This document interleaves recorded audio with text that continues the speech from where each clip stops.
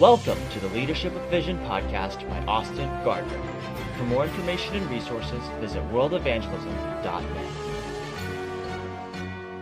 Well, I'd like to welcome you to the studios of Leadership with Vision. That means my kitchen table, well, actually my dining room table. And I have here with me Jeff Bush, who's the Director of Vision Baptist Missions, and Robert Canfield, who's the Director of the Our Generation Training Center. And I am really glad to have them here, and we're trying to get on track with getting several podcasts out. By now, you should have heard several from Joe Cotvas and the ministry he has there with the deaf people in Lima. I was really excited to be able to be with him and to have the privilege of seeing what God's doing there. And I guess one of the most exciting things was getting to be with so many of the guys that I knew from back in Arequipa days that are helping and working in that ministry. And so it was a great privilege. And then some pastors came from Lima and from Arequipa to be in the meeting, and I thought that was a tremendous blessing.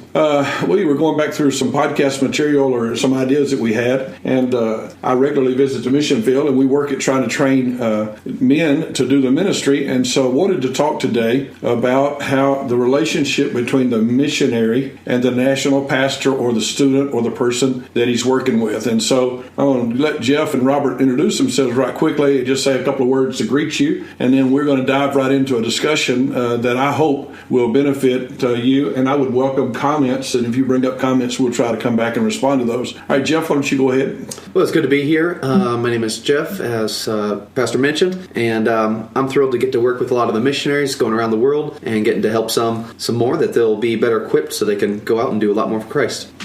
Hello, I'm Robert Canfield, Director at the at the Our Generation Training Center. I'm glad to be here to hear Jeff and Brother Gardner. These guys are trained veterans on the mission field, so I'm excited to hear what they have to say, maybe even throw in a couple questions there for them. Well, also, I think Robert can help a lot. He's always humble about that. But Robert recently was working with someone, and this person seems to have a reading problem, and but that doesn't stop them from being a great man of God. I've heard other people commenting about how wonderful men they are. And could you tell us something a step you've taken just to love this person? I would read a book to him, like a voice memo on my phone, and I've done that like once before. And yeah, so try to help him out. I know it's a little more difficult for him, so if I could just read it and he can listen to it, that would be a huge help for him. But the fact that he doesn't read that well doesn't mean that he can't be used greatly of God and doesn't have a great heart. Definitely. Jeff, would you be honest enough to tell maybe your reading experience?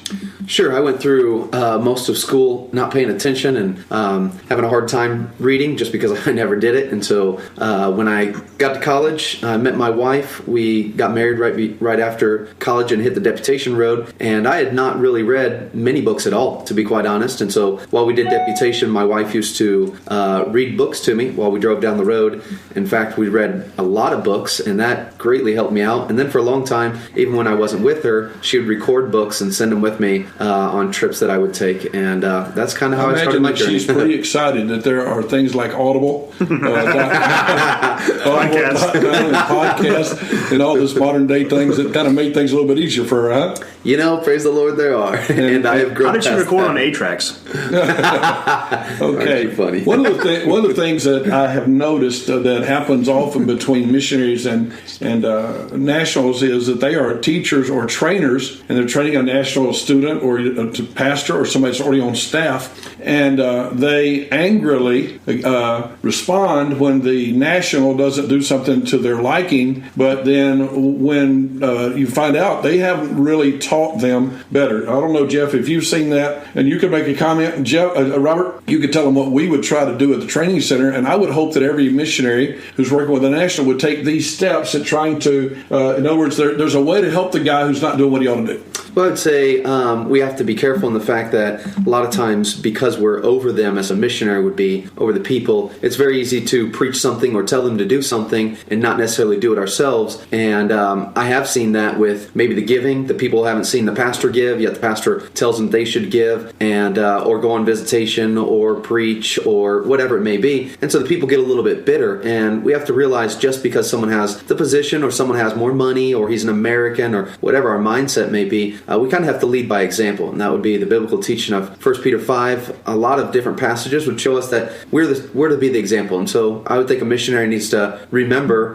he's got to do a lot more, maybe 120% of what he wants the people that are following him to do. Robert? At the training center, I think if you put up real goals, I think sometimes when we work with a lot of young guys and we have these unrealistic expectations on their lives, we expect them to be further along in their Christian walk. And I was at camp actually last week, and I had some of the students with me, and they were out doing stuff, and I'm like, what in the world are they doing? These guys are goobers. But then I realized they were like 20 years old and 15 years old, and so you can't really expect them to be like an old person like myself or in the 30s. You just have to have the real expectations and see them grow and see them mature in just like little areas. They're not going to be the best preacher out there. They're not going to have everything together, and so they just need to have real goals and just realize where you were at that time. I think also another problem that I would see is nobody would teach me how to do things. And so by trial and error, by watching to see the pleasure or displeasure of the people listening to me, I had to try to stumble on what I was supposed to do. No one said to me, this is how you prepare a message. No one told me this is how you don't be mean. I would readily admit that I have been a very mean preacher in the past. I would tell you that I have ripped on things because I saw that and I mimicked that. And even some of those who were doing the ripping, they were doing it at a conference. They weren't doing it at their home church. And so I did it at my home church. And I heard a lot of people. And no one said to me, this is what you should do when you're not at when you're at home. You need to be careful to be more loving. I was recently talking with a pastor, and he said so-and-so got all the harshness of his pastor, but none of the compassion of his pastor. And so I'll let y'all address some of that if you would. And then let's just talk about, if I have an expectation, how much have I given them teaching and training to arrive at that expectation? I'd say if we can maybe compare it to marriage, it's not necessarily what we say, yet how we say it. Same thing when we're dealing with men on the field or couples or whatever. It's very easy for us to tell them because we know these guys are starting out from scratch. And so we tell them they shouldn't live together, or we tell them that they should be giving or what tithe, and they don't even know what that word means. So we have to be, take it down several notches and tell them in a way they're going to understand it, show them from the Bible. And I think anybody, if they love God, if they want to grow, if they want to do what's right, the Bible will tell them the answer. We just have to show them. And if we show them in a loving way, then I think pretty easy they'll jump on board and start to do it. Robert? And expectations and seeing them get to the point where we expect them. I think the only way that you see real change in a person's life is through discipleship. And I think discipleship has to be like an ongoing thing. It's not just a lesson for an hour a day. It's a life-on-life type thing. And so at the training center at Vision, we try to spend time in life with these guys. The ones that really want it are the ones that they stick around and they ask questions and they're with you all the time. And I think that's the way they achieve their goals. And so I have expectations for all the students. Not all the students at the training center really. It seems like maybe they may not all want it. You know what I mean? They don't hang around like they probably should, and so they might just do their classes and then they leave. But the ones that really want it seems like the ones that stick around and they want to spend time with the staff. They want to spend time with you, and that's where I think that's where you learn how to achieve the stuff that you want to get in your life. Is just be around the people that model it. Let's get to some specifics. We have put an assistant pastor, an associate pastor, a student, or a national in a pulpit, and he has preached a harsh message. We are upset about that. Now, how are we going to handle getting him to where he doesn't know that he doesn't do that? Do we just set him down and say he's not built for the pulpit, or what do we do? Well, I would say someone definitely needs to talk to him, and I would say it would correspond, the pastor's responsibility or whoever is in charge of that guy. And so let's say it was in Argentina and one of the students in the Bible college went up and he had his opportunity to preach. Well, I would say it's my responsibility or one of the pastors to go up and say, look, buddy, in private, you don't want to embarrass the guy. You have given him the opportunity, so it's your fault, if he doesn't know better. So I'd say he should have been taught before he started. Without a doubt. If I set him up for failure, sure. It should have been explained to him up front. This is your time. You got to learn to work with it. Sure. And if not, then it's my fault. So if he crosses, I give him, we just expect him to know he has 10 minutes and he takes 20. I can't get mad at him if I never But what if I told him 10 minutes and he got in the spirit? Well, and that happens. Young preachers can't. I can remember one of our missionaries training. He's on the field right now, and he used to get in the spirit all the time.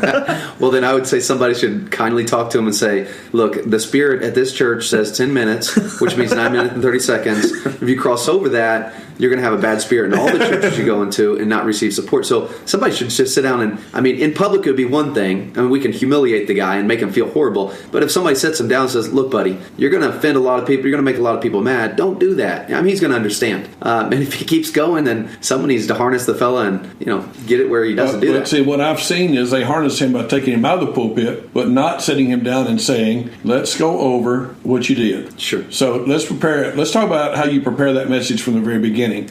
And you got to be willing to kindly, sweetly, gently talk to this person. You got to be willing to start with him and say, let's look, you're going to get 18 minutes or 20 minutes. You're getting 20 minutes. That means if you have 3 points, you get 6 minutes a point, a minute to get cranked up, and a minute to shut down. And that's it. And let's work through that. And then if you got 6 minutes per point, then under point 1, you can put 2 or 3 sub points, but you're going to finish that in 6 minutes. Let's teach them by modeling it to them that they have to watch the time. And so then let's practice that in private until they're capable. And then when they get in the pulpit, we might expect them to accomplish what we've shown them, but that's before they ever get in the pulpit. Any comments about the time deal? No, I would definitely agree. You've got to tell them beforehand what do you expect. And you got to show them, and you got to teach them, and you got to practice. You got to practice. Now, so the guy gets in the pulpit, and he's harsh. He says, you guys never tithe. And because you don't tithe because you got a wicked heart. You don't tithe because, and he heard a preacher say that, and he thinks that's good to say, but he kind of ends up destroying the meeting. What do you say there? Well, I would be very clear with them that, hey, buddy, you open your mouth and you start talking like that. It doesn't really matter the good info you have, but when you say it like that, everybody's shut down. Nobody wants to listen to you. So you better be careful how you say it to get your point across. And just because another pastor or preacher or whoever said that doesn't mean everybody else liked it. That guy's just using his platform to shoot some people down, and that doesn't mean. I would say, how did he get his message? So you said he got it from some other guy that was listening to preach. I don't necessarily mean he got it from somebody else, but I know that I used to hear preachers, and they were the big famous guys. They did all the conferences, and they had a kind of a harsh spirit. And everybody laughed, and everybody liked it. They were preaching to preachers. And so when I went to my pulpit, I kind of imitated them. Yeah, I can only tell you some of the stuff that I do with some of the training center students, but I like to give them an outline before they preach. And well, what would you do now if this guy's already on your pastoral staff? If he's already on your pastoral staff? Suppose I went to you and told you I'm giving you your outline. That might not go over. I would enjoy that very well. I would save a lot of time and heartache if you would do that. I appreciate that. We got that on recording. I guess you just go to the guy and just be honest with him. Ask him where he's hearing this stuff. Maybe give him the right sources to listen to that's more kinder. He should be listening to your messages, and he's only going to be modeling what you are, and especially on the mission field, right? There's only a limited sources that he can listen to, and so he probably gets a lot of stuff from. Well, if he's in Latin America, he could very likely be listening to Paul Washer. Oh yeah, Paul Washer's famous for being like the meanest guy on the planet, and so they all want to be as famous as Paul Washer, and so they all start preaching like Paul Washer. Don't preach after Paul Washer. Okay, so Jeff, can you tell me any stories of stuff you've seen on the mission field where the missionary was so disappointed in the national, but yet he'd never spoken with the national? Several times. I can think of one guy specifically right now that he had a stronger conviction in an area than the pastor did, and so he would state that very clearly. And the pastor the missionary come up and told me, he said, I just can't deal with this guy, and pretty much just kind of shunned him. That was one of his guys, and you can't just shun somebody. I said, well, go up and tell him. I'll tell him. I mean, the guy's not going to have a problem if you do it kindly. You just walk up and say, look, buddy, that's not the way we do things. And novices are very likely going to say things just because he thinks, hey, this is going to please my pastor, this is going to please somebody else. So he'll just ran it off and be pretty mean, knocking, like a train going through and knocking people over. And so I think it, corresponds to the pastor to go up and say, look, man, I know you have good intentions, but this is not the way to get it done. And so don't avoid it. Avoiding something, sweeping it under the rug is not going to get anything better. It's just going to let some more time go by. You've got to confront the situation and talk about it. Most likely you'll get it fixed that way. I think a lot of guys would say they don't want to make the national mad. They don't want to make the other fellow mad. And so they would rather not say anything so that they can keep him as a friend. But in the long run, they're doing him great harm. In the long run, they're allowing him to make mistakes and nobody's saying anything to him about it. They don't want to be, the know-it-all. Fact is, if you do help people, even your own students will get mad. They'll turn against you eventually when they feel like they've learned all they needed to learn. And so how do we help that missionary have the confidence to go talk to this guy? I would tell the missionary, hey, look at your own testimony, man. Look at your own life. Did anybody help you get up to this point? Have you ever had any pastor say anything? Did your pastor pastor. And, a lot of people would say, no, I learned by myself. This is the way I grew up or whatever. But somebody along the way helped him, or he wouldn't have got that support, or he wouldn't have been able to start that church, or he wouldn't have been able to get those guys, or whatever it may be. So somebody was, helpful to him, and he's got to be helpful to the other people that follow him. And if not, then, it's very unfair. Those guys are never going to know what to do. And when they turn out to be a flop, it's kind of the missionary's fault. And so the missionary kind of has to lead them along. Do you guys, like, when you guys train these nationals, stuff like that, is there like a difference? I know there's a difference in people, right? And there's some people that are more teachable, and there's other people that just, like, every time you say something, they're always going to have like an argument against it. Like, this is a different type of mic, you know what I mean? And they have an argument against it. But are there different types of people that you're like, okay, I'm just not going to say anything to him. He's not that teachable. I'm just going to let him go. Or, I mean, how do you deal with that? Well, I would say personally, I've got 5 children, and the way I correct my 5 children, I'll tell them all, but they all receive it a little differently. In other words, my older daughter, all I have to do is say it, and she almost starts crying. And one of my younger daughters, I have to say it firmly and look at her and almost grasp her and say, look, I told you to do this, and she's just stubborn as all get out. Well, I'd say people are the same way. And so some people are going to have to say it harder. Some people are just going to say, hey, that's not the way to get it done. If you want to get to people, and their soft spot is, I want people to accept this, or some people are just, who cares if they accept it, let them know this is what the Bible says or whatever. And so find out it's part of your responsibility to know their weak links or their soft spots. And if you know that, then I think you can get in a little bit better and maybe help them a little more. Well, if I could sum all this up, can I just say to you, and I'm mainly talking to missionaries or pastors that are training people. Number one, you don't go train somebody else's guys. You don't train a guy that comes in off the street from another ministry. He's not your responsibility. If there's somebody that needs training, they ought to be your son in the ministry. They ought to be somebody that you love, and that love ought to have been expressed to them so clearly that they have no doubt that they are loved. And so when you reprove them, they'll understand he is loving me, he loves me, and he cares about me. The next thing I'd say is you want to sit down and you want to know what they ought to look like and how they ought to do things when it's finished. So you ought to already in your mind or on a sheet of paper have an idea of this is what a guy that I have finished training looks like, and this is how he does things. Then you ought to know where he is in every one of those areas. And then you ought to decide, I will show him how to move from each of these places where he still needs to grow to that. Provide him with the right books to listen to read, the right podcasts to listen to, the right material to study, spend time with him, correct him, love him, make it very clear to him, this is who I'm asking you to become, this is how I'm going to get you there, and this is what we're doing to show you how to get there. So you cannot, even if they're on your staff, you have to be clear. Even if they're working for you on your staff, you got to be clear. Otherwise, they're only going to hurt them and they're going to leave. You're going to have to be honest enough to tell them what you think. Now, obviously, when somebody gets out of your ministry and they've moved on, you've lost a lot of that because maybe they're pastoring their own church or they are now as a full-time missionary somewhere and you're not in that position. But if they're on your staff or if they are still in a position where you're training them, I would utilize every minute of that I could to help them do better and to understand more and to accomplish more for the kingdom. Final words on any of this, and you can take all the time you want there, Brother Jeff. Sure. I was just going to say, I think there was one book, I think it was on parenting, but it said for every one spanking you're going to give your child, discipline, and you give them 10 words of affirmation or correction, pats per se. The thing is, if you know this young man that you're working with, if you're invested in his life and you're helping him out, then he knows you care for him, and so you're helping him at times, and that gives you the leeway, if I could say, to say, hey, buddy, you did that wrong. I mean, if you're always telling me you did everything wrong, then he's just going to come, very hardened to that, and he doesn't care. But if he does know that you want the best for him, then I think you can. And then I'd say one more thing would be correct him. Always correct him and help him. It's the best for him. But do it in private. Don't do it in public. You can humiliate the guy if you're sitting around with everybody and you say, hey, when you was preaching the other day, you went 20 minutes instead of 10. That's something to do in private to help the guy out so that you're not embarrassing him. I'd say if he knows that you want the best for him, which I'm sure is the case in most of the situations we're speaking about, if he knows that you want the best for him, then correction, he's going to take it well. And there's no problem with that at all. Nope. I think that was great. People don't care how much you know until they know how much you care. I think that was Lee Robertson that said that, right? Or John Maxwell, I'm sorry. John Maxwell. And so you can delete that. I'm sure you probably copied that from somebody, so it'll be okay. Yeah, he did. He got it from Carnegie, I'm sure. But, so I was just thinking about what Jeff was saying. You just love the guys, and if you want them to succeed, if you love them enough, you'll want them to succeed. And so even when they mess up, you're going to try to help them out, but just do it in a loving and kind way. That was great.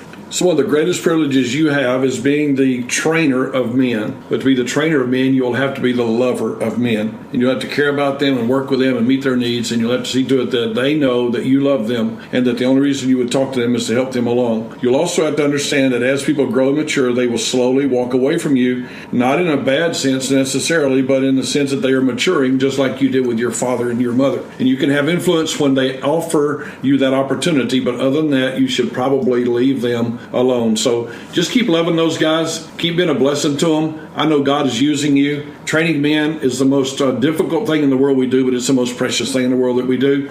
And it is the key to everything we're going to do to get the job done around the world. Thank you for what you're doing to get the gospel to a country, a place where it's not flowing freely. Thank you for training men. Thank you for building a ministry for the Lord Jesus. And so on behalf of Jeff Bush, Robert Canfield, and myself, we say thank you for listening to Leadership with Vision, and hope that you'll leave some comments below and that you'll talk to us before the next podcast comes out. We look forward to hearing from you. God bless you. You've been listening to Leadership with Vision by Austin Gardner. Visit worldevangelism.net to discover more podcasts and useful articles.